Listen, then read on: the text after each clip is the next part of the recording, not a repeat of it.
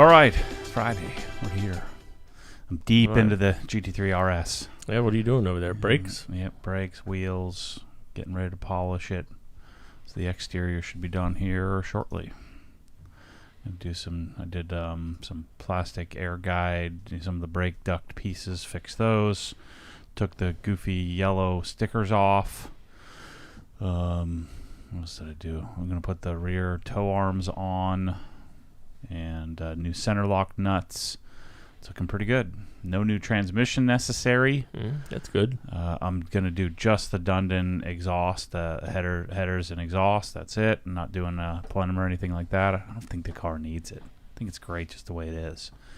So yeah, it's going to be freaking cool. I fixed the leather this weekend.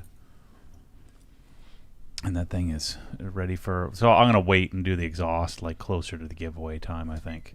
Because it sounds good now with just the center bypass, but we'll do that as like a prep for... like maybe in like May or something, prep for the giveaway. It's going to be cool. Delta Gamma 82, notice you have La Croix there. What that? Flavor is that? Flavorless. Pure. Pure? Yep. And what's your Spindrift? What were you drinking? Peak grapefruit or something like that? Yep.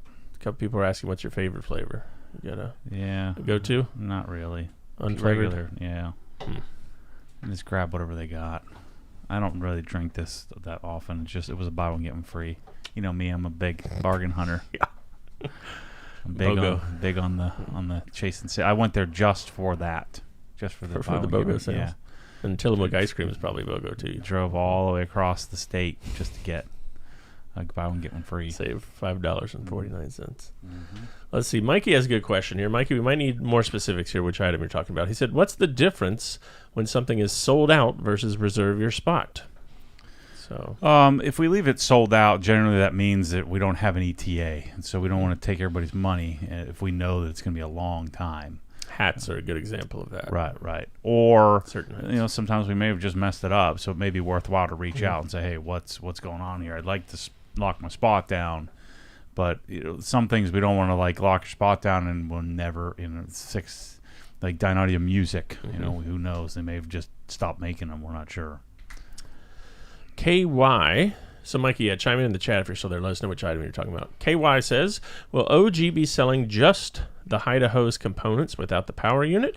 After watching Mike's video, I want to install in the garage and connect the Raceway to my existing central vac power unit.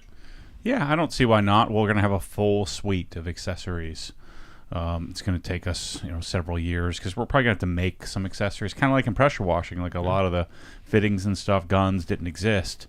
So, nozzles, all the things. So, over time, we'll continue to support it. But that's the plan this year to really dig in. I'm pretty sold out on this modern-day version of the unit we have. It's pretty freaking awesome. Yeah, so I think that I don't know how it tests versus others with water lift tests and all that crap. I don't really care. It works really well. It's super quiet. It's well-built. That's freaking awesome. Dan Pfeiffer, our buddy up in Minnesota, says, "Good afternoon from Minnesota. Happy Friday, OG crew. Looking forward to seeing you next month." So I guess he's coming down next month. That's cool, Dan. Come on down. Dominic wants to know, "Hey, Matt, can you talk about the cars that you bought and sold / auctioned off? Do you miss any of them? Do you?" No, I mean, when I've never sold a car, but like, oh my gosh, I wish I had it back. I mean, I've never really done that. Once I've decided to sell it, I feel like it's time to move on. I feel pretty good about it. One of the biggest epiphanies has been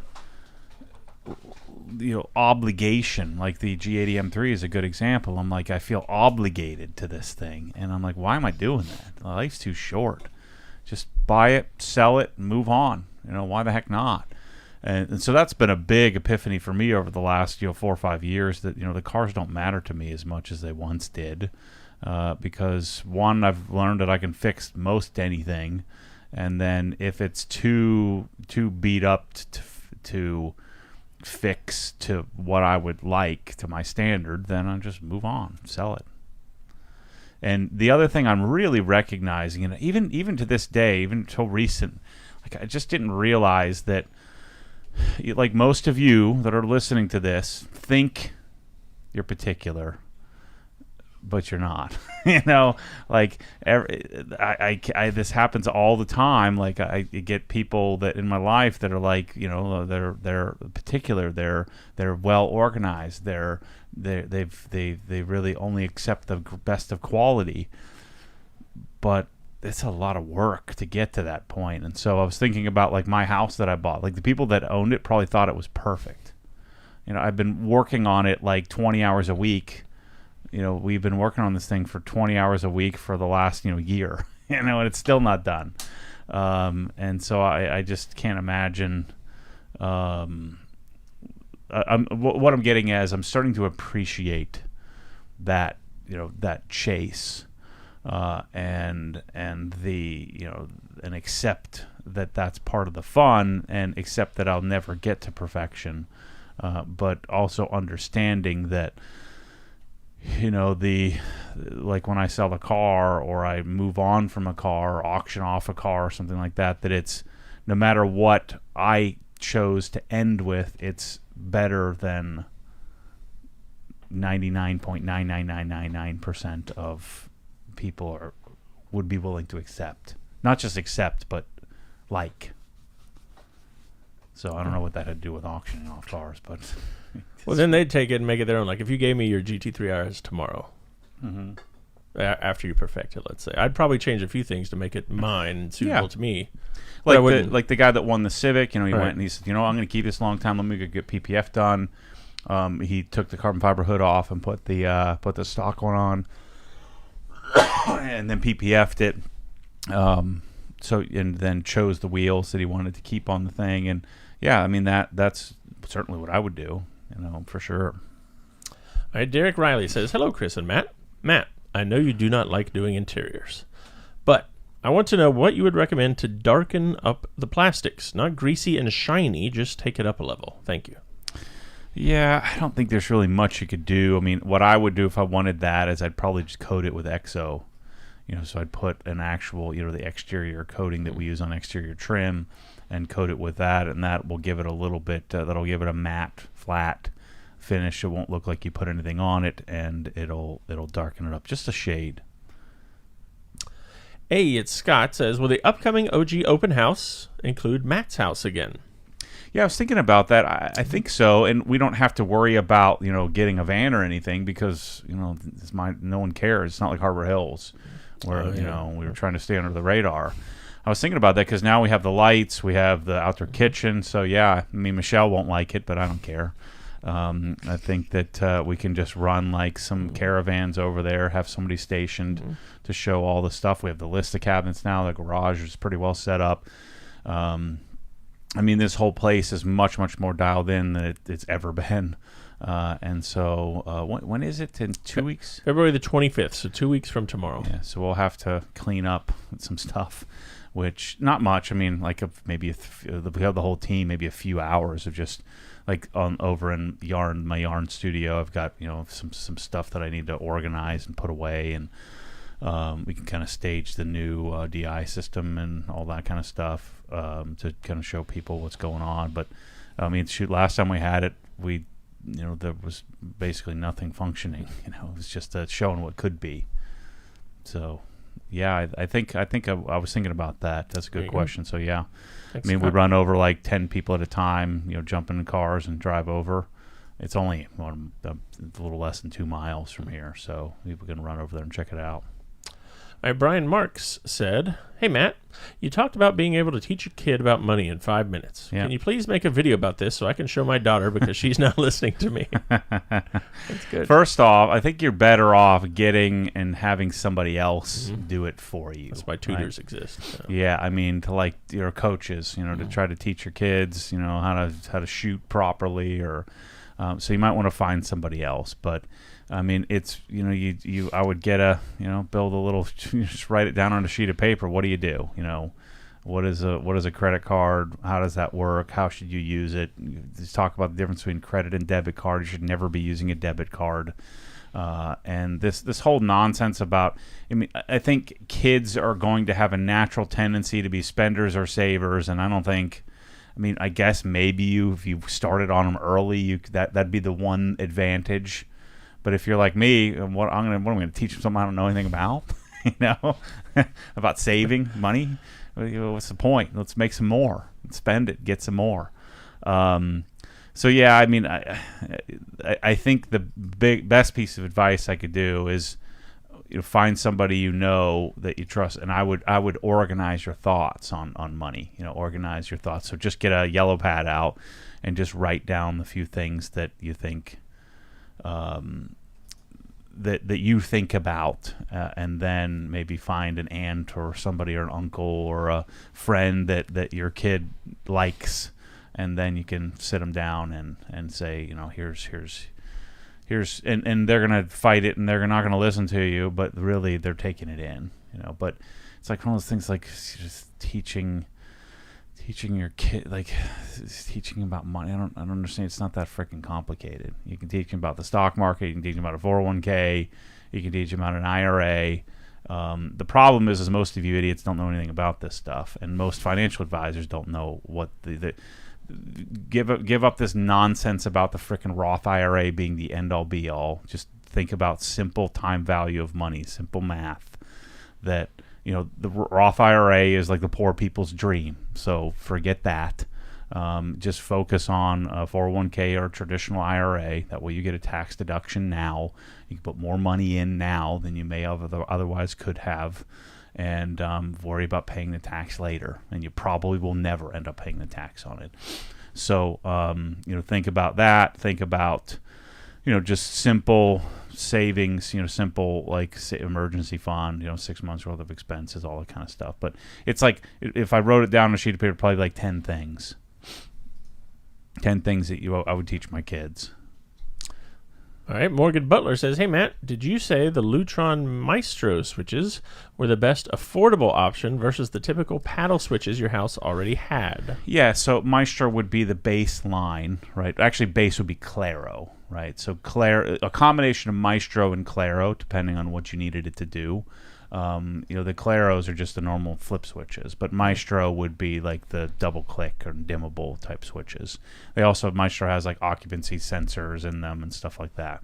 So Maestro would be the non-integrated system, the system that doesn't talk to each other, just individual switches. So Claro, like Claro outlets, Claro, CLARO, Claro, regular switches. They also have dimmers, like with like a normal flip switch that has like the little slide dimmer on the side. But you would do Maestro, Claro, which I think will probably carry as well. And then the next step up would be Caseta. Caseta, I think you could do up to 50 devices. And then you have RAW2 and RAW2 Select, actually. RAW2 Select, you can do 100 devices. Then you get into the Pro stuff where you have RAW2, which you need access to the software, PC only. RAW2 does 200 devices. And then the RAW3, which would be the new version. I think RAW3 does 300 or 400 devices. And then beyond that, the infinite option would be HomeWorks.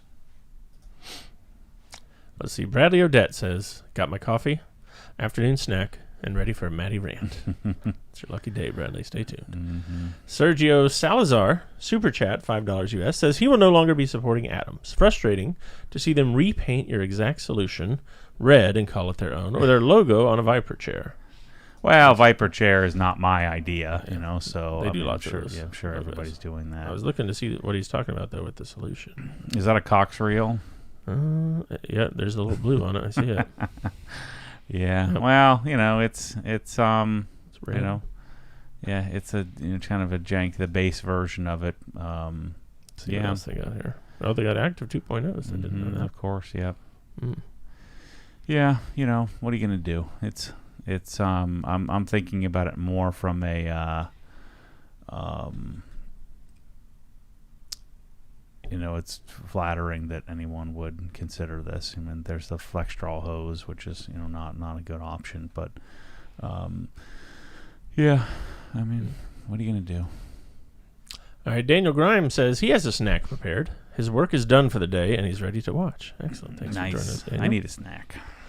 Joseph Kroger says, happy Friday. Do the big SVS subwoofers have better output than the Dynaudio core subs? What are the pros and cons of each, and what do you like more? I mean, the core sub is pretty gnarly. I mean, it has tons and tons of output. I would say that if you get like a ported, the 16 Ultra, probably has more perceivable amplitude than the core sub. The core sub's sealed. It's small. It's compact. I mean, the core sub is technically moving 36 inches of air because it's 9 active or 4 9-inch active woofers drivers in it. I mean, I think in the SVS sub is like half the money, so I mean it's probably a better option, but it's like 4 times the size. I guess it'd be 3 times the size. So 3 core subs would be the same size as one, SVS 16, the 16 Ultra. My money is on the core sub. I mean, but the Ultra is going to be a more fun, more room filling experience. The core sub is going to be tighter, more musical, more accurate, I think. But it depends on what you're looking for. For movies, I'm still choosing the core sub, but I think that the main choice is, what are you going to be listening to? What are you going to use it most?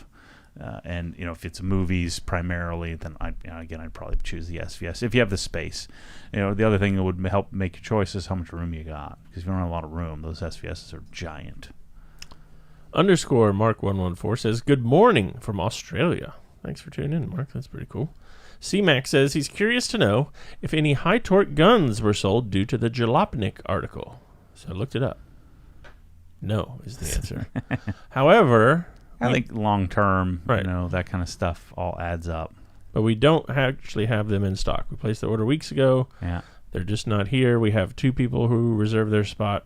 Mm-hmm. So we're getting an order of 10 in hopefully the next couple weeks.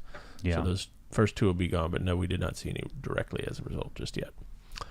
Let's see. Also, curious initial thoughts on the list of cabinets, what the pricing looks like with those. So, I'll talk about the video should be up this weekend, I think, or early next week. The Lista is a industrial cabinet, so it's Mike made a good comment when we were building them. The Lista stuff is fabricated, right? The Sonic stuff is precisely made in a factory, right? So it's made in a Taiwanese factory to precise specifications. Whereas the Lista is a good old-fashioned stamped steel that then they're powder coating, and so there's Americans making the stuff, and it's being transferred from probably one building to the next and one production lot facility to the next, and then they have a much I would guess, and I don't know, I haven't seen the factories, but I would guess a much more traditional, old-school American manufacturing process. And so there's a lot more precision in the Sonic stuff. The MSS Plus specifically is extremely precise. The powder coating, the finish in it is very rare to see any inconsistency in the finish. The corners are square. They ship in better boxes on better pallets, but you're limited. I mean, there's like 7 different cabinets, right there, but there's 8 different cabinets. So your configuration or your configurability is much, much more limited. The drawer slides on a Sonic or a traditional, side-mounted, single drawer slide, double drawer slide for the bottom drawers. They're like 200-pound capacity drawers. The drawers don't have any, internal organization, structure, anything like that. And so the Sonic is much more modular, much more cookie cutter, right? You can cookie cut it together. The thing that really sets Sonic apart for me is then the foam inlays, and they design the cabinet specifically to the small, medium, large foam inlays, and you have this magical setup. The other advantage to Sonic is that it's a self-contained system. You don't mount anything to the wall. I mean, that can be a disadvantage depending on how your garage is set up. But like example, in my garage, you'll see there's like about a 1-inch extrusion, or that stem wall sticks out a bit. So the first like 6 feet of back wall in the garage is there's the basically the wall, because you step up into the house. The garage is below the house, so the garage is on grade, and then the house is above grade slightly. And so when they move the dirt and set it up, the garage is kind of cut down down a little lower. So you just take 2 steps into the house, and so you have a stem wall, or a wall that kind of builds up to the foundation of the house. And so that many of us have that in our house, and so sometimes your back wall sticks out a little bit. With Sonic, it doesn't matter because it's all bolted together. It stands alone. It's not bolted to the ground. And so when you're mounting your upper cabinets, you don't have to worry about any sort of gaps in the back wall for your countertop, because your countertop just pushes right up against the wire pipes and the back pieces, because it's all self-contained. So there's pros and cons to that depending on your setup. And what I've always wanted and always had envisioned is that I'd have my favorite high-end cabinet lines. My favorites were always Moduline and Lista. Those are the 2 cabinet lines I'd hoped to buy when I was 10 years ago, 12 years ago, and they were just too much money for me at the time. And then that's when I discovered Sabre. Sabre was a nice, awesome, like it was about a quarter the price. At one point it was about a fifth the price of a Lista array. And so I started down the Lista path when we first started this. Bought some Lista stuff for here in the warehouse, and we set up our account, and we're ready to go. But then I started to try to put it together, and I didn't have a design team. It was just me, Chris, and Ted, and my parents. Like there was just no way. It was so complicated to try to put together because of that infinite adjustability. By the way, another advantage of Sonic, if you're doing any corner, so if you're going to make a 90, you need Sonic. You need to do Sonic because their corner system is the best. No one else really has a good version of that. Even Sabre doesn't as well. So the Lista stuff has Austrian drawer glides. So they hold 400 pounds, 440 pounds per drawer, which for most of us doesn't really matter.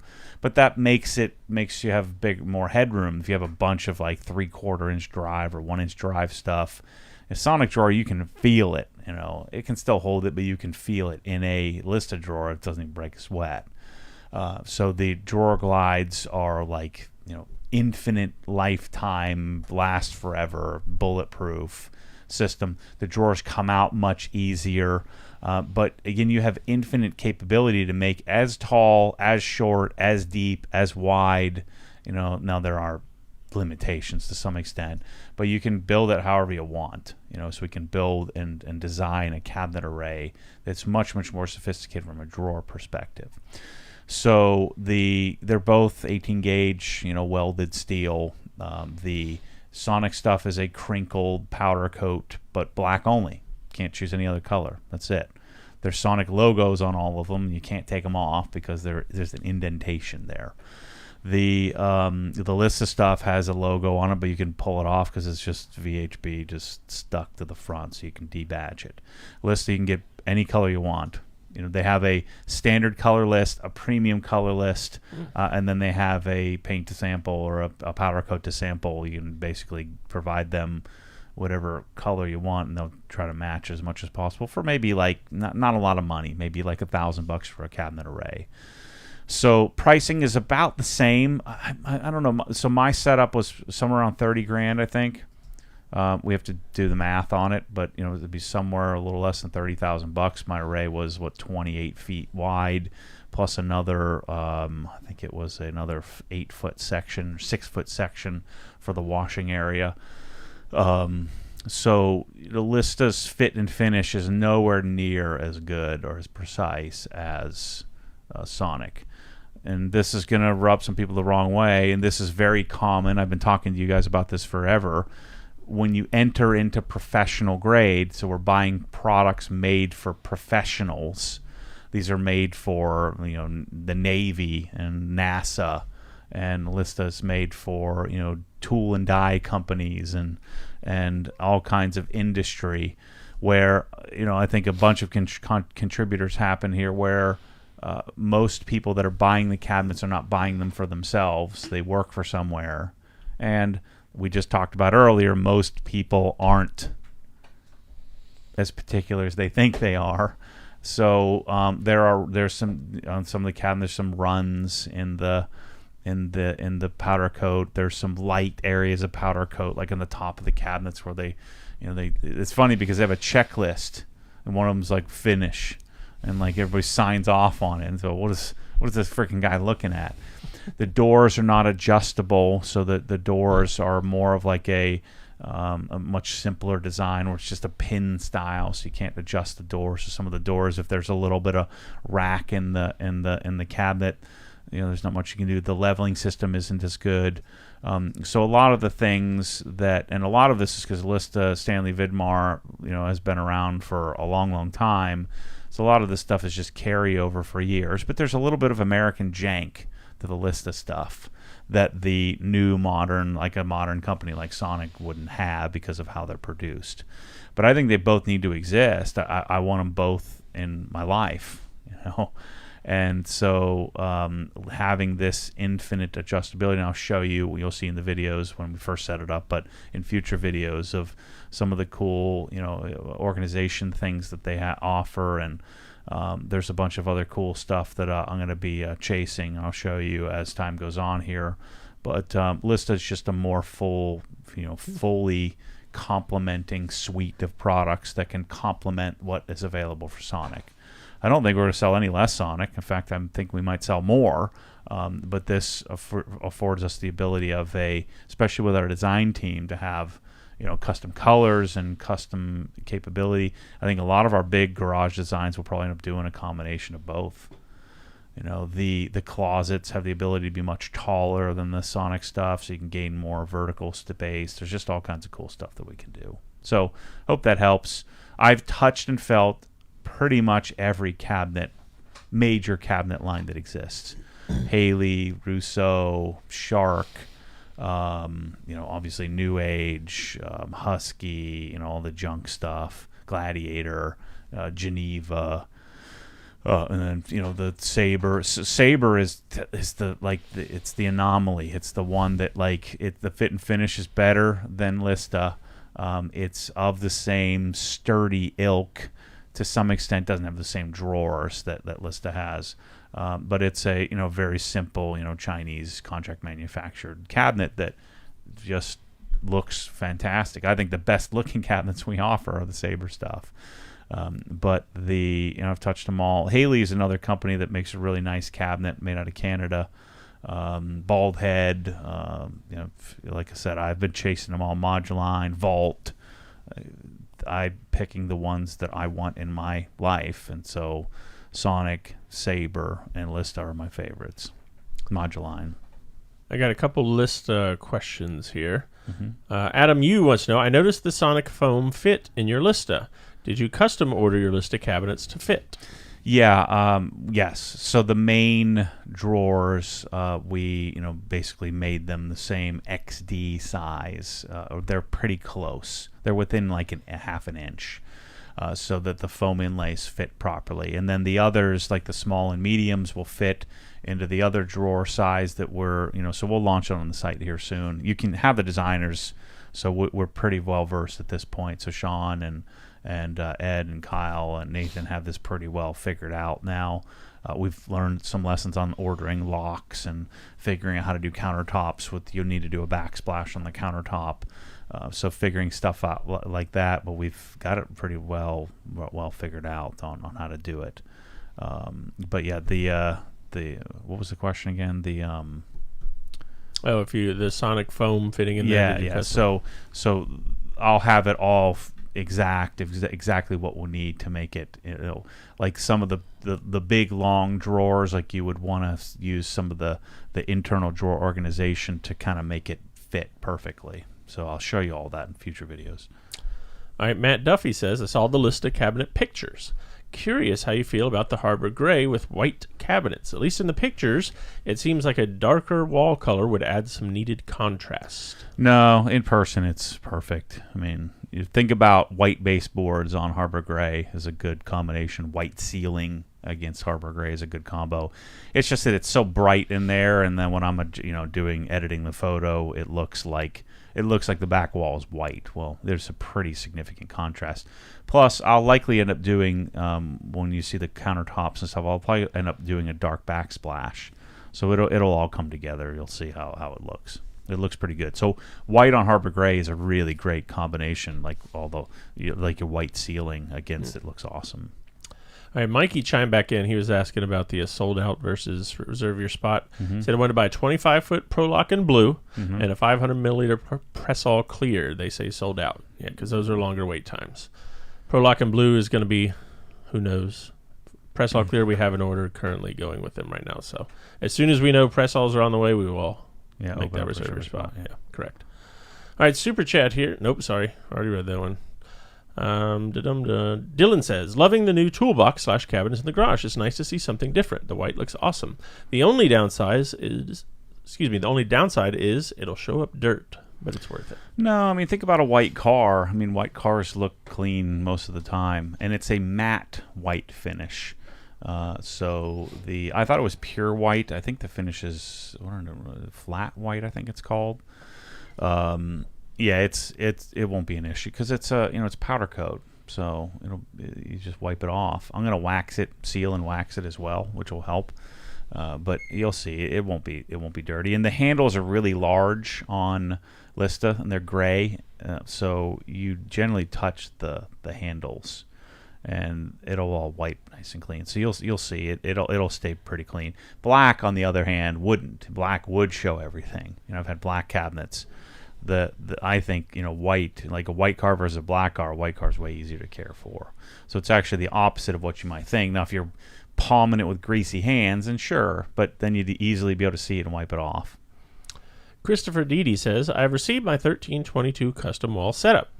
I did not buy the prior hose bib yet. For my normal wall, should I get the 1.5 inch length? Is there any benefit for 4 inches?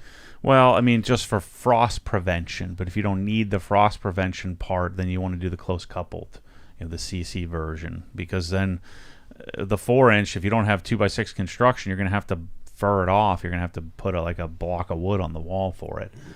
So yeah, you want the close coupled if you have the choice. Brandon wants to know, will we see you at BMW Invasion? No.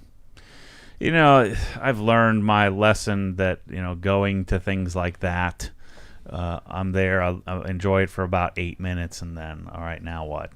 So, yeah, I'm not going. Delta Gamma recommends for your La Croix peach pear, he says, is money. So. I don't like peach. Oh, okay. No.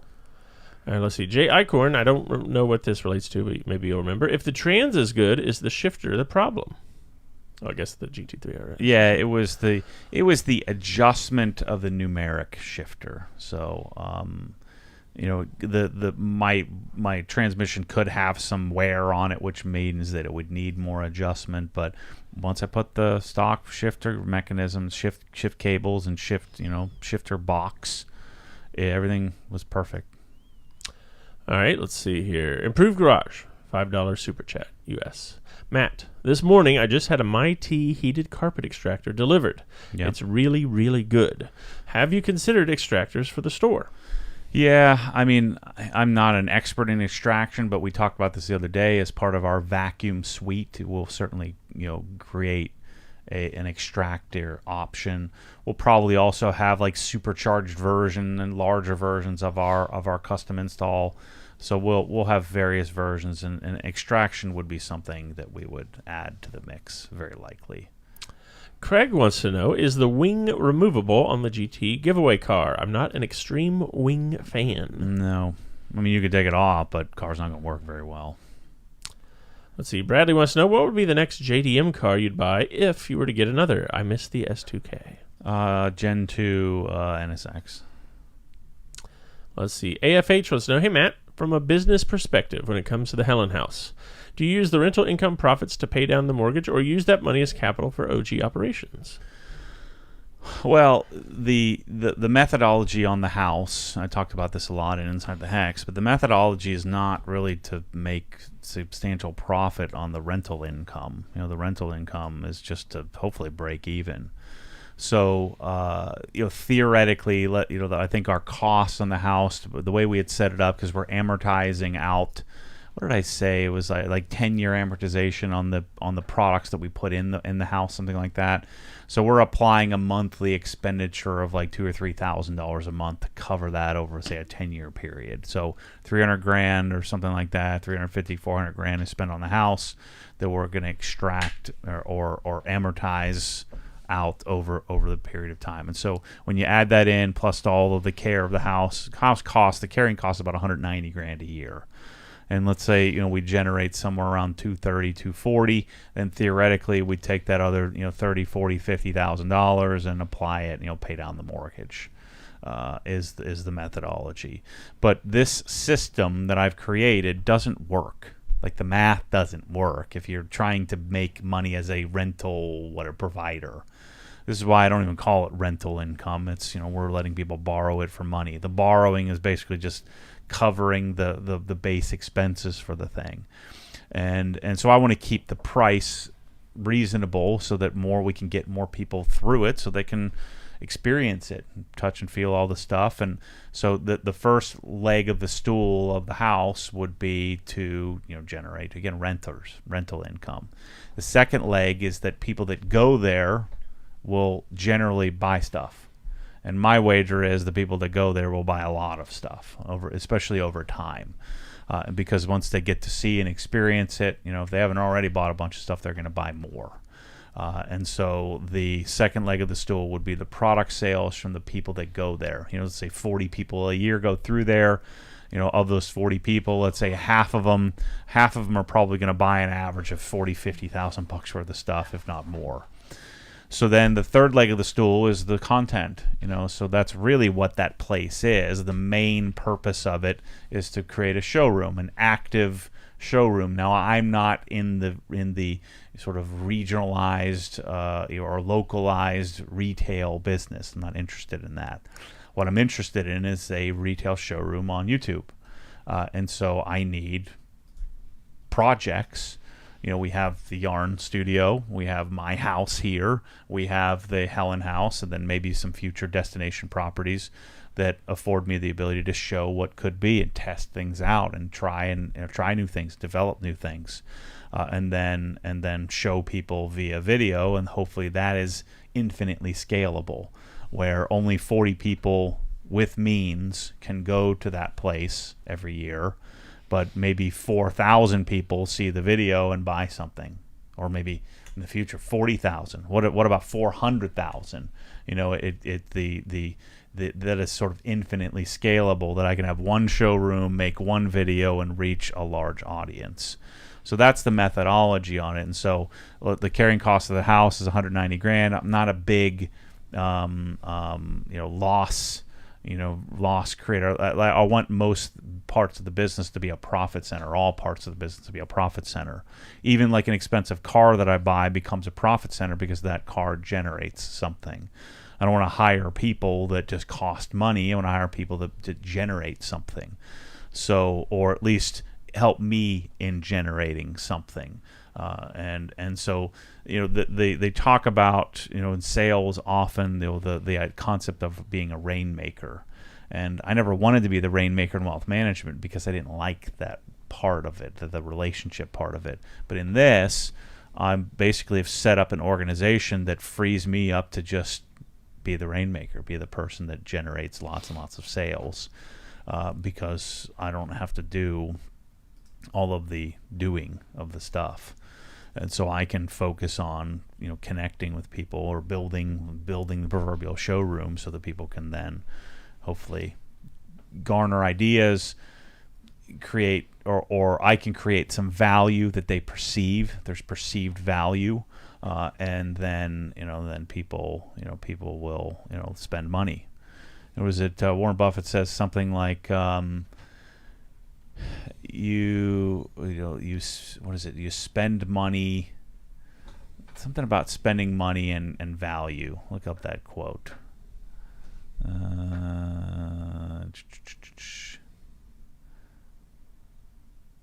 Crap, what is that quote? It's really good. Price is what you pay, value is what you get. I think that's pretty telling, pretty powerful.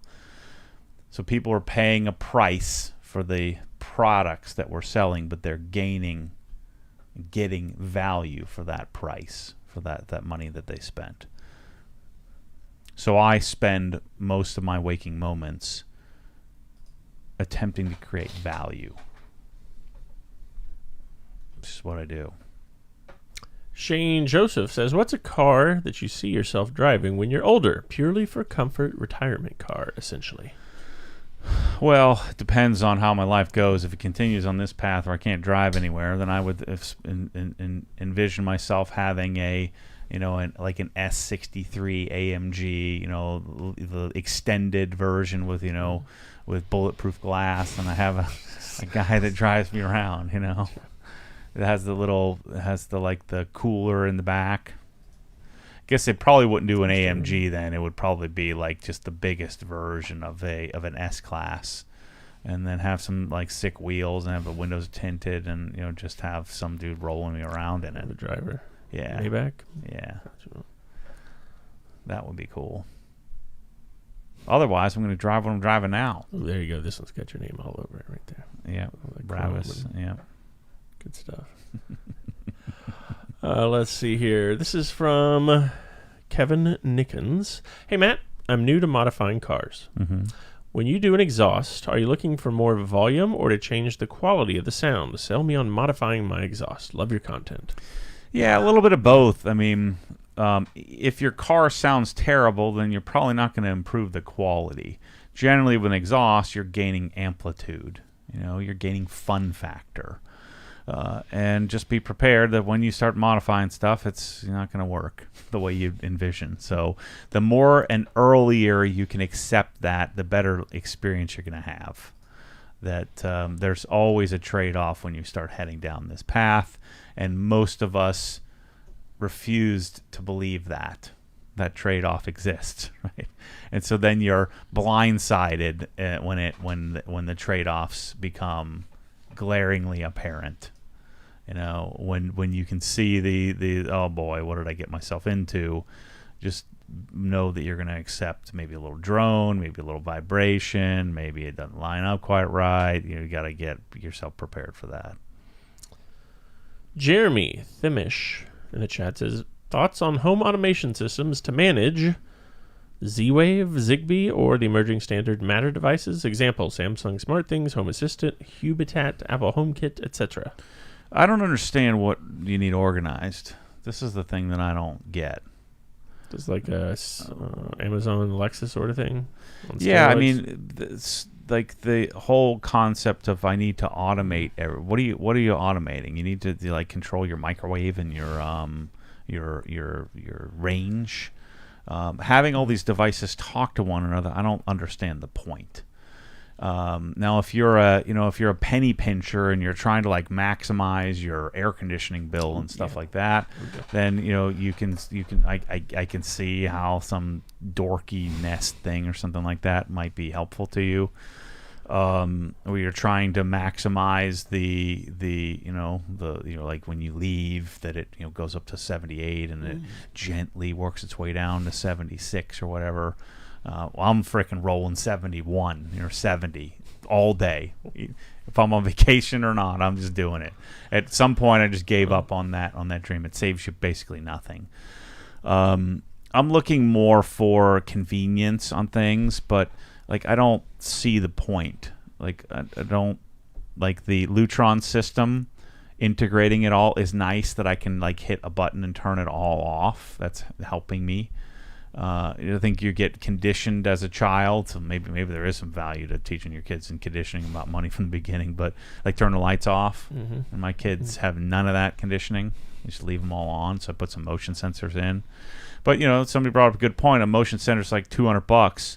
What am I going to save by turning the light off? It's going to take 22 years for you to recover that expense. So I think it comes down to what you like. If you like things like that, if you like to try to integrate and make things talk to one another, that I think it's cool. I don't have an interest in it, so I have a hard time perceiving value in it.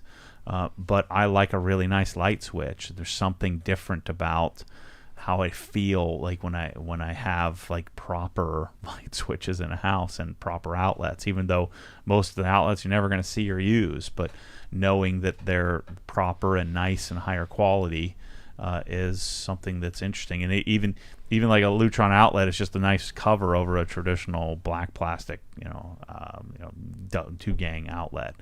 But yeah, I'm not a big proponent of integrating things like my audio system and all that crap. I tend to prefer standalone. My lighting system is my lighting system. My appliances are on their own. I don't need appliances to talk to one another. My my thermostat, I just set it and forget it. The audio, the individual like home theaters and stuff like that, I don't need them all to integrate. And I certainly don't need them all integrating together. I don't have a need for like a lighting scene that when I'm watching a movie that I need to talk to something to tell me what to do. I found myself asking Siri to turn off like the family room lights if I'm sitting there and too lazy to get up, or too lazy to go into the app to turn it off. But in general, I'm not a huge proponent of things like Crestron or Savant or things like that. It's just future problems Control 4. It goes back to it's just like every industry has this nonsense where they kind of keep things for the to keep the business protected, which I think is a huge mistake. Like in detailing, where they have pro-only coatings. Any coating manufacturer has a great coating. If they open it up to everybody and just spend all their time teaching everybody how to use it, pros are going to use it anyway. So it's the same thing in this world where like Control 4, it's made for dum-dums to program. Like, let me do it myself. I can figure it out, make some videos and teach me how to do it. And then you'll open it up because most people don't want to do it themselves anyway. So you're not stealing any business, you're just making it more readily available. And so all that kind of automation stuff is annoying just because you don't have access to it. And it's because it's run by freaking idiots, generally. They're stuck in some old way of doing things instead of being like the one company. And they all just copy each other, and then they just compete with each other all day long instead of figuring out a way to let me do something different. And one way to do something different would be to spend all of your time teaching your customers how to buy it. A la Obsessed Garage. You're just going to spend all day teaching people how to buy cool stuff. Pero Grande says, what is the best product to remove water spots on glass? I think my truck sat on the dealer lot and got hit with irrigation for a while. I mean, you probably CarPro Siri glass with a rayon pad. You can try vinegar, white distilled vinegar. You can try... Most of the water spot removers don't work. So you probably want to just get the polisher out and start hammering down on it. J. Anthony C5 says, hey guys, I'm from New York City. It's 60 degrees and I'm getting a wash in. Nice. Any way to send out an email to X Plus members to notify of new video to member-only content? We're hoping we're exploring a new app, which would be awesome it would have notifications. Because I chose to build this on my own platform, and because we are a Shopify store, without hiring some coder to write some software that doesn't work, and then we'd have to keep fighting and spending $1 million to get it to work. We've been using some bolt-on apps, and there was really only one membership app. It was called Bold. So there's a new app that Bryce is working on that's in very short order. We're hoping we could do have a significant improvement over it. Skylar S. wants to know, do you have any recommendations for a tent shop doing XPEL in the Phoenix area? Currently driving down from Austin, Texas, back home to Arizona. My wife is driving, so I can watch y'all. Thanks for tuning in. Yeah, I mean, the thing to do would be to go in the OG Facebook group and pose the question. You'll get more interaction if you put a little effort into it, like take a picture of your car, talk, tell the story a little bit, and then you'll be able to get, probably more answers from more people if you engage. Instead of just saying, hey, where do I get this done? If you spend a little time, then I guarantee you'll get 10 or 15 suggestions of where to go, and you'll get a consensus. Dale Guthrie says, hi guys from Australia. Question. What size air compressor would I require to run a Tornador comfortably? You could do pretty much anything with that. I mean, anything over 2 CFM would be able to run a Tornador and blow out pads pretty easily. So, I love the silent, the whisper silent Werther stuff, but those are real expensive, depending on what you're looking to do. They're on the OG store. I think they start at like $1,500 or something like that, $1,800. But yeah, you don't need a whole heck of a lot. Pretty much anything can do that. Let's see. Anthony says there's a place in Pennsylvania that is a straight up copy of OG. Copycat. I think it's called the Dirty Nasty Garage. I'll always support OG. You're right, Anthony. I mean, I guess it's to be expected. And early on, I had a tough time with the copying stuff, and then people accused me of copying, and I haven't copied squat. Now I've participated and I've collaborated with some other companies to do some similar stuff. But in general, I'm just chasing the ideas that I have. I don't really care what anybody else is doing. And there's a good 2 or 3 dozen companies that just copy, not just me, but copy what they believe to be the best in class, or they copy something that they might be interested in, and then they try to grab a piece of the pie.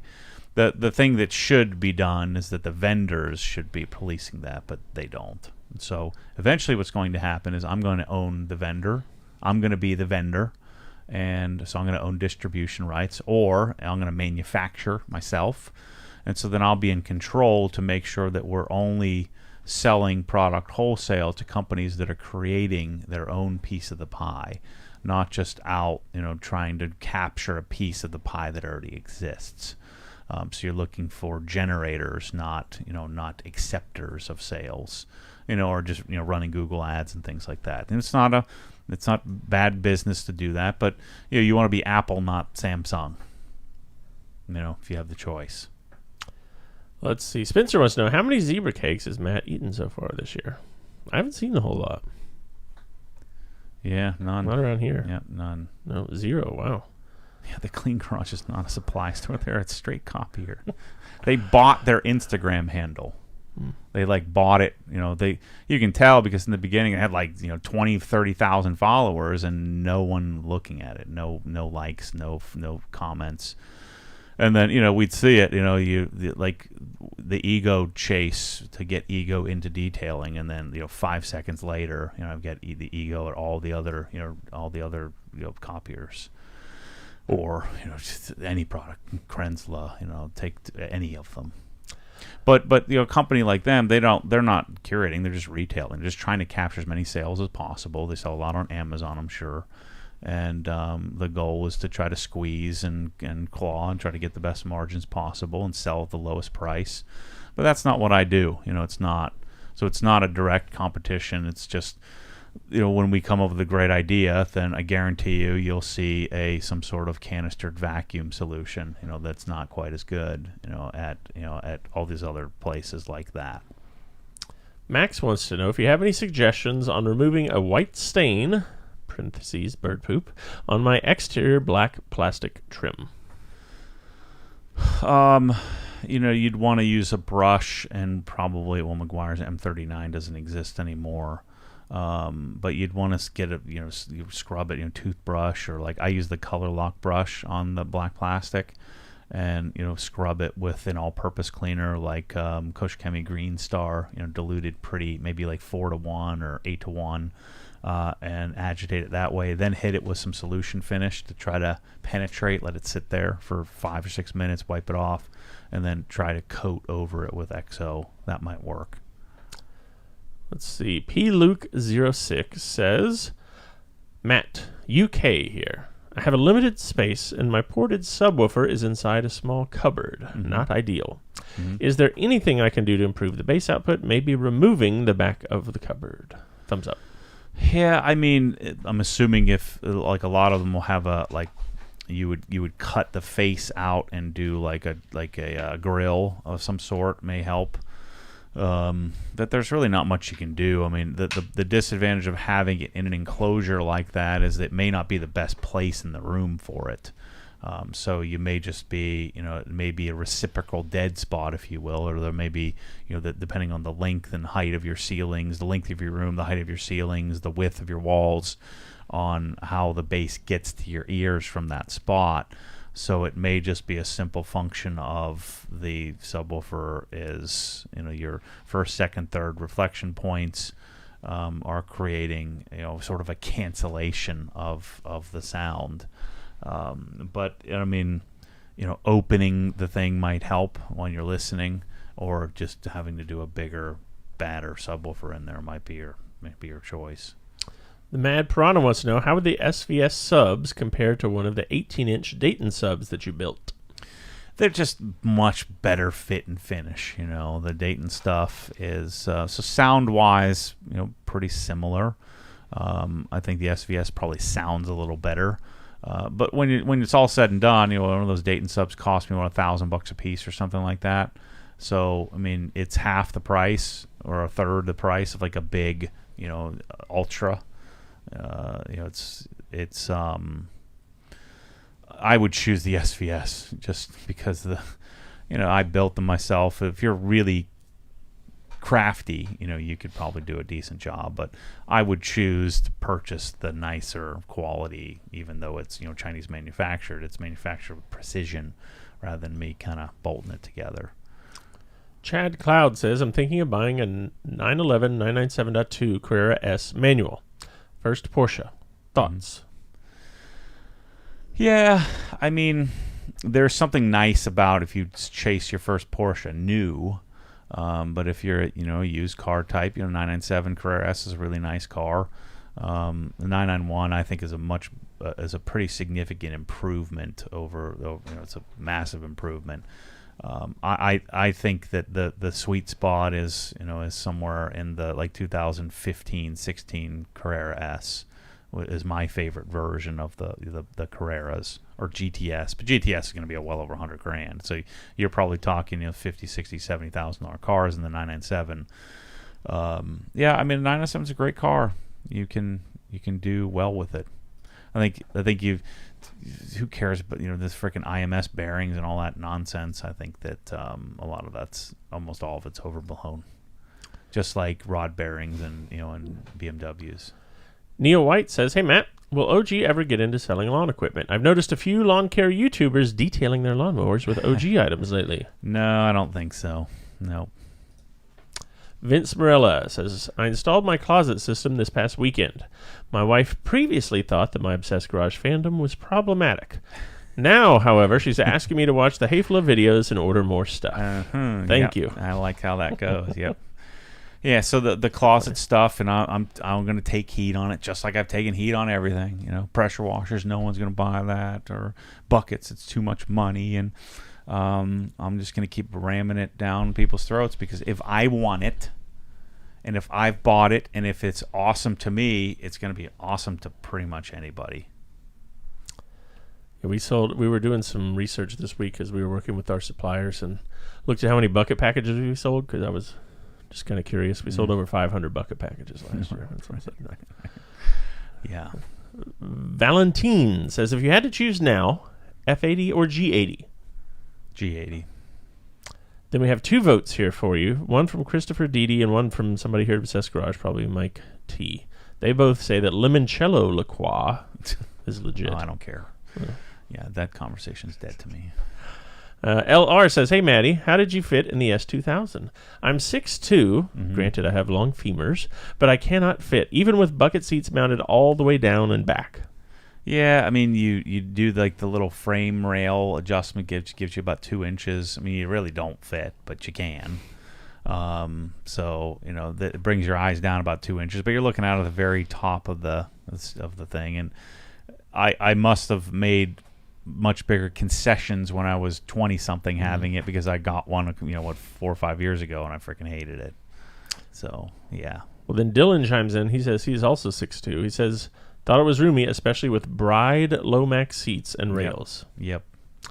Little House wants to know, have you tried the dual battery Milwaukee leaf blower? Is it any comparison to the Ego? I haven't, but I suspect it's not. It's on the list to get one of them at some point, but I haven't tried it yet.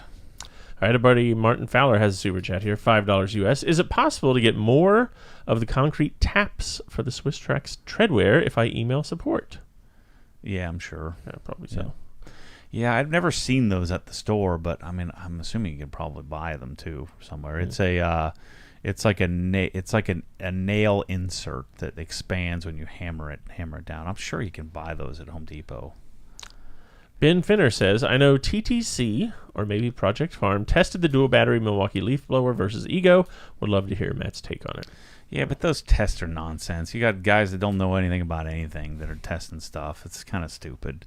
So I wouldn't rely one, iota of value. I wouldn't put up a lot of value on that stuff. You need to get it from like people who like buy it and use it. Not like the guys who don't know much about anything and are just reviewing everything. It's not. I don't know that guy, but I know that most people don't know much about anything. So like taking reviews from people that review everything but have nothing doesn't make a lot of sense to me. Ismail says, hello from Canada. Hey there, welcome. Jag says, when will there be a first drive video in the GT3 Touring?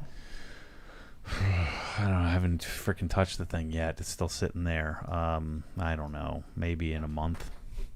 I've got to get it polished and then PPF'd and then start driving it.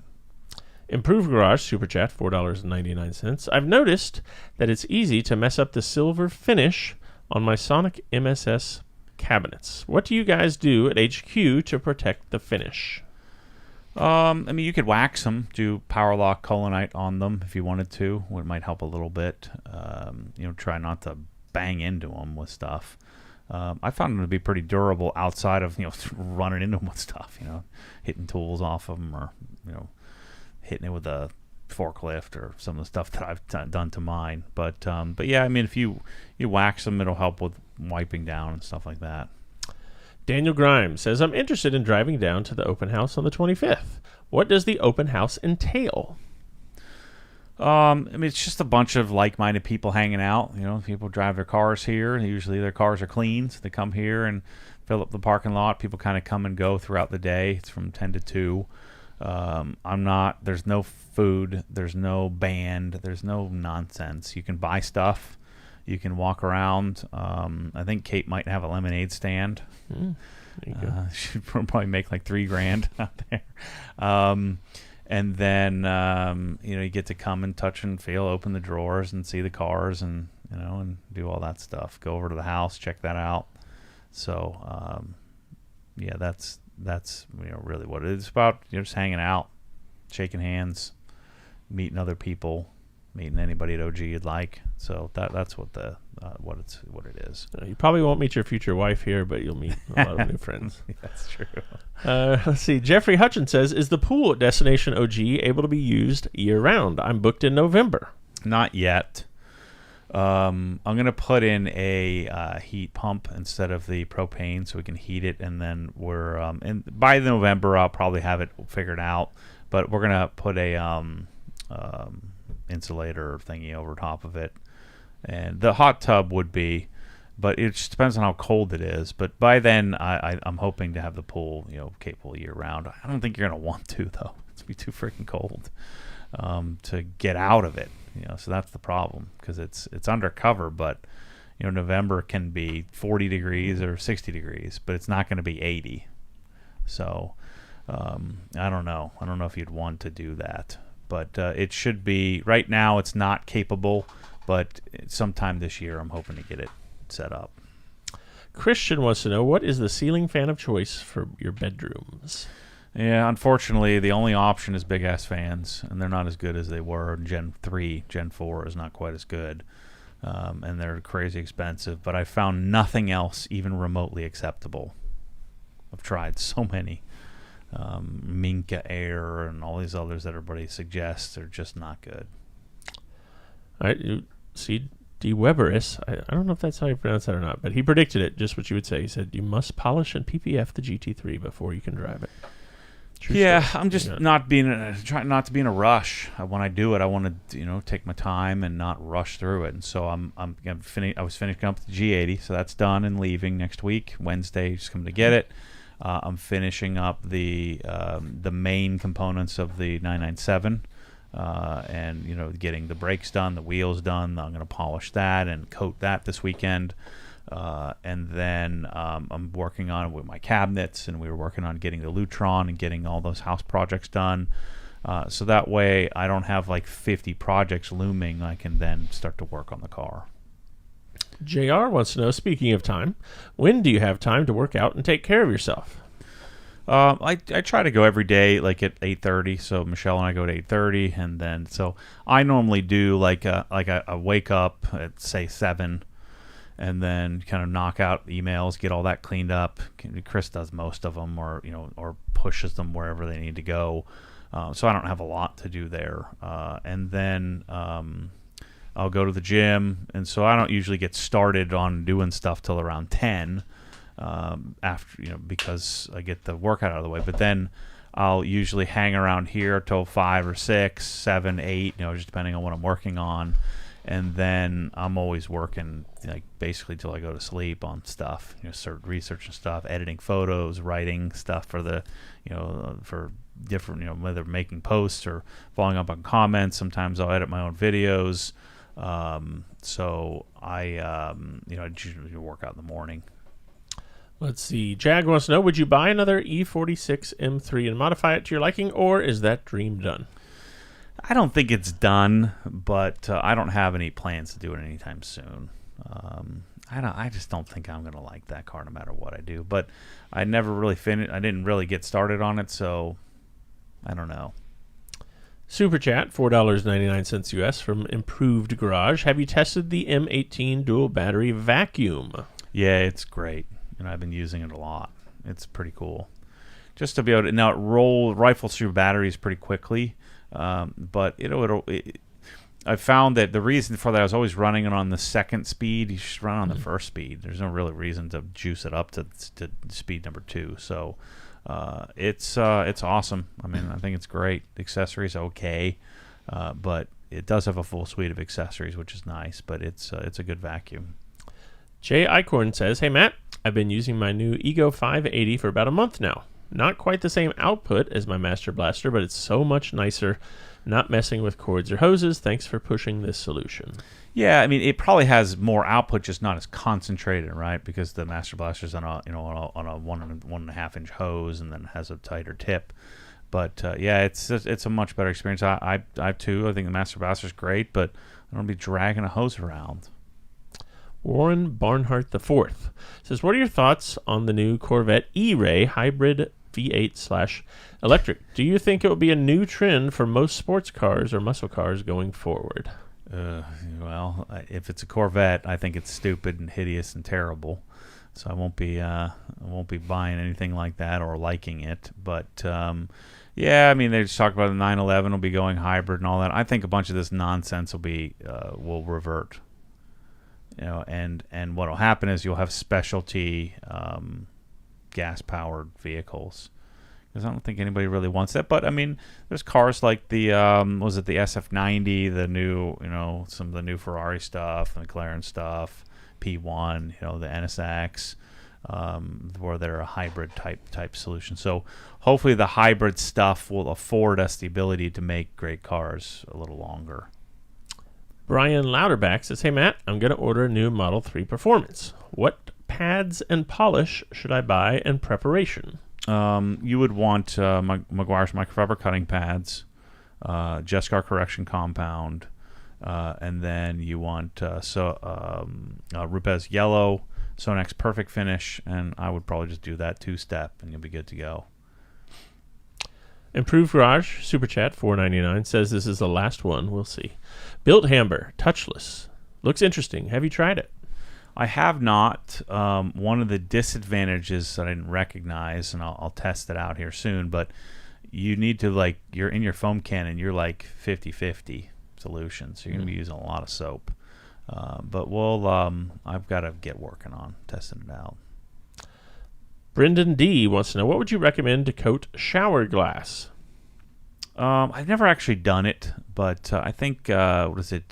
G-Technic, like G5, or maybe maybe CarPro's Forte flyby, but it'd be kind of expensive to do. I mean, or just Rain-X. The only problem with Rain-X is when Rain-X fails, it gets kind of smeary. Ben Finner wants to know, hey, wait a minute. What happened to Meguiar's M39? Is there more to the story there? They just, bean counters of 3M just discontinued a lot of the stuff. Meguiar's clearly is not supporting Pro anymore, so it's not. It's just like a lot of the Pro products that they didn't sell a ton of are being discontinued. Brian wants to know, is there any update on the 718 Spider search? No searching. I'm just kind of sitting tight for now until I get caught up. Sunny Color wants to know, what's the OG pin of choice? I like pens that are 0.5 millimeter, so that's probably a 0.7 or 0.9. It's probably a 0.9 ballpoint. It's a fat one. Mm-hmm. I like thin because I write small and organized. So, but I don't have a specific brand. I'm just generally looking for... I used to have particular ones, but I don't write very much anymore. So I've got a bunch of, I forget what brand it is, but they're just the finer tip stuff. Let's see here. What is the best budget exhaust for the 718 GT4? The best exhaust period is to do over axle pipes. Just Soul is a good option. Soul over axle pipe, disconnect the valves on the stock exhaust and leave it alone. Brian wants to know, can we get more daily vlogs? Days in the life of Matt. Well, I do at least one a week in Inside the Hex, so it costs you $8 a month. But yeah, I do have a vlog there every single, I'm working on one here today. Wordy73 wants to know, is it wrong that I get irrationally angry when a family member rubs my car when they squeeze behind it in my garage? Yeah, no, it's not wrong. Tell them to stay out of there. What are they doing in there? They're squeezing all up on your car. Yeah, get out of the garage. You have no reason to be in there. Oh, man. Tammy wants to know, should I use G-Technics C4 or EXO for black plastic trim on a newer car? C4 is junk. EXO for sure. Let's see. When will the 997.2 GT3 RS be perfect to drive again? Did you find the issue during shifting? Yeah, shifting's fixed. So it was the short shifter. It's going to get aligned in the next couple of weeks after I get back from Helen, and it's road ready to roll. Brian Schwab, lots of letters here, says the S55 with DCT is going to give a feeling the G80 can't. G80 is smoother, but that's the point. It's too smooth. I won't buy a G80 over my G82 unless it's G87 M2 6MT. Yeah. An S55 with DCT is for girls. Sorry to the two girls that are watching. Yeah, Let me rephrase that. For the girls who can't drive a manual. Stick shift. Yeah.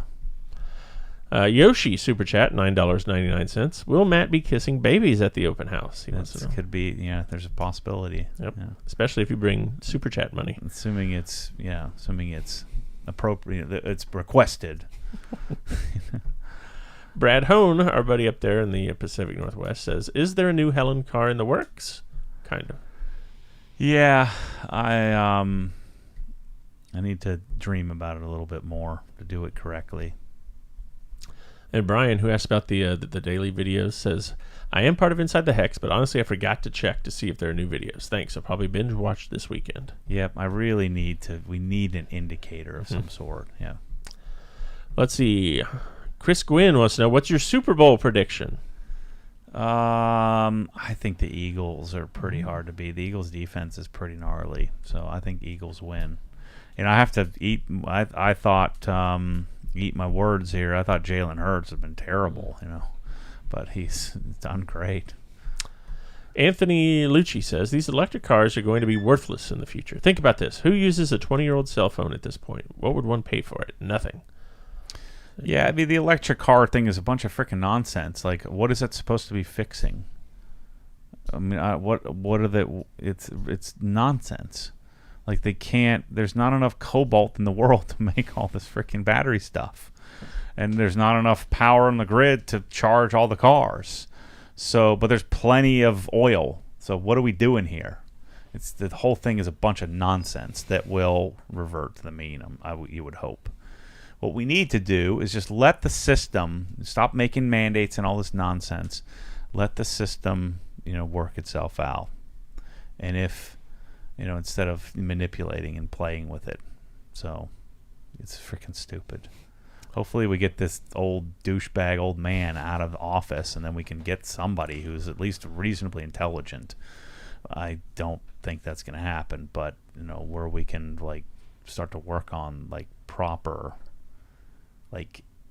nuclear power, or work on actual things that can provide solutions. I love solar, and I love all the technology and stuff, but it's not it was $70,000 to do it in the Harbor Hills house. It would take 800 years to get that money back, and the amount of savings you would get. But I love the idea of being self-sustained and that kind of thing. So, but the technology will work itself out. We don't have to force stupid regulations down our throats. Let's just let it work itself out. Warren says, I really enjoyed your collaboration video with Pan the Organizer at Destination OG. Are there any other YouTube detailers or company professionals you would enjoy doing a collaboration with? Yeah, I'm sure there's tons of people. I'd love to. We kind of earmarked it for not next year, because next year is going to be this year and next year are going to be very focused on, Canada, and then finishing out, Vacuum and a bunch of projects here, and getting our what we have created really, really efficient, doing well. But then after that, I'm going to intend to try to go out and hit the trail and go out and collaborate with lots and lots of people. Sunny Color says, with your consistent leaning towards NA when it comes time to get a Ferrari, are you still leaning towards a 488 Pista, or does a Challenge Stradale/430 Scud fit better? Yeah, I don't really like the fourth. Really the only one I like, 488 Pista is turbo, but a 458 Speciale is the only one that really does anything for me. So the 430, it's just not a... I just never was a fan. I think it's too round for me. So I thought about, man, how cool would it be if we could pull off this GT3 to do a 458 Speciale? That would just break the internet. It'd be awesome. So that's the only one that I would consider. What years was that made? Do they still make them? 14 through 16, I believe. No, yeah, it's a naturally aspirated V12. Sounds nice. Dylan says, Matt, I hope you buy an NSX soon. I would love to see you put that OG touch on one. The EM1 was one of my favorites. Yep, so I may do someday. So we're kind of card out, giveawayed out at the moment, but we're gonna next year we'll do something else. Oh, and then people got really excited here for a second when you started ranting politically. Sounds like a campaign speech. Matt rant. Oh, yeah, political rant. Yeah, Matty rants make my Friday. Go off, man. D-bag old man is my new favorite Matty quote. No political here at all. I'm just speaking common frickin' sense. We're going to... So we have a choice. Let's make a bunch of electric cars and stop making computers. Or let's not do that and keep making computers. It just seems like logical common sense to me. But what do I know? Tim Pinella says, naturally aspirated V8. The 458 is not a V12. Oh, yeah, he's right. Sorry. Yeah, he's right. Hey, you can just get the engine for $25,000 on eBay. You put that in an NSX, you'll be good to go. Neither 458 Italia or 458 Speciale is a V12. So there you go. Yeah. They love to tell me I'm wrong. Something has a V12, I'm sure. The difference is everybody telling me that you will never have one, and I will. So suck it. Oh, man. D-bag in office. Any thoughts to lifetime memberships? I guess they're talking about Inside the Hex. That's Bob Vanders. $8,000. Yeah, lifetime membership. Yeah, that's not a bad idea. Yeah. That'd be kind of cool. We'll do the math on that. Contribute what you'd like. What do you think it's worth? We can make it open-ended. Minimum of $5,000. Christian paid directly to Matt Moorman. Yeah, to his personal Gmail. Correct. Yeah, or PayPal. Will Rupes microfiber pads be in the store anytime soon? What about gloves? Yes to both. And then Tim says, ha ha ha, I will never own a Ferrari. You are right. You never say never, Tim. Probably me either, No. because they are janky. Write this down. So Tim's going to win the giveaway when we do the 458, and then he'll have it. That'd be fun. I will not be involved in that giveaway since I just said that, but we'll let somebody else draw. Yeah. Screw you, Tim. Suck it. Oh, Tim. Yeah. All right, so let's look at the calendar real quick here. So next week, no podcast. Mm-hmm. You'll be doing an outdoor kitchen install in Helen. So what's going on there? That's the last major project up there. I mean, outside of the exterior paint, but the last major project there. And then it'll just be little things here like lights, like lighting fixtures, and doing the elevator, and doing some things in the future. The sim room at some point. Or just like finding better pillows or couches and stuff like that. But this is the last major project that we're going to go do. Bunk rooms. I just talked to the main bunk bed people. So the bunk rooms should hopefully be done in a few weeks, or maybe a month or so. They just went into production, and so those are due in March. And so we're going to go put the Evo al fresco.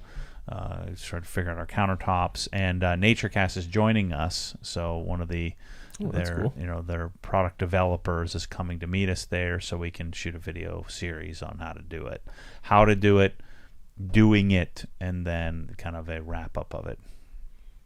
Someone asked, I lost it earlier here. They asked if there are actually any snacks in the snack vault. No, not yet. That's a good question. Yeah. Will there be a Peloton at the Helen House? Brad wants to know. No, there's a Rogue air bike there, so you can man up and actually do some real work instead of freaking watching some like 22-year-old girl teaching you how to ride a bike. Will there be a smoker at the Helen Outdoor Kitchen? And there will not. No smoker, no No. Peloton. What's the point? Wade P wants to know, did we get an update on the dry rot at Helen? Inside the hex, you did. Yes, it's fixed, done. It was not dry rot; it was wet rot, really wet. Yeah, that was no good. All right, our own Manny is chiming in here. He says, Matt always dogs on turboed cars, but yet wants a new NSX with 2 of them. Tell the people about your thoughts on this. Yeah, well, it depends on what it sounds like. I generally don't like them, but that one I think sounds pretty cool. I think McLarens sound cool. I just don't have an interest in it. The Ferrari stuff sounds pretty cool too. The Pista's cool. The 488, 488 Spider, it sounds pretty good. It just depends on what they do. Do they actually take into consideration how to make it sound decent? All right, so we've reached our time for today. We're out of questions. We won't be back next week, but we'll be back 2 weeks from now. That's also when the open house is, between 10 a.m. 2 p.m. here in Lady Lake, Florida, if you want to come join us. On what? February the 25th, so 2 weeks from tomorrow. Got it. You'll be back in town. We're going to have a good crowd of OG employees here helping out. It's going to be a fun day. Yeah, cool. We'll see you guys next in 2 weeks. All right, thank you all. Later.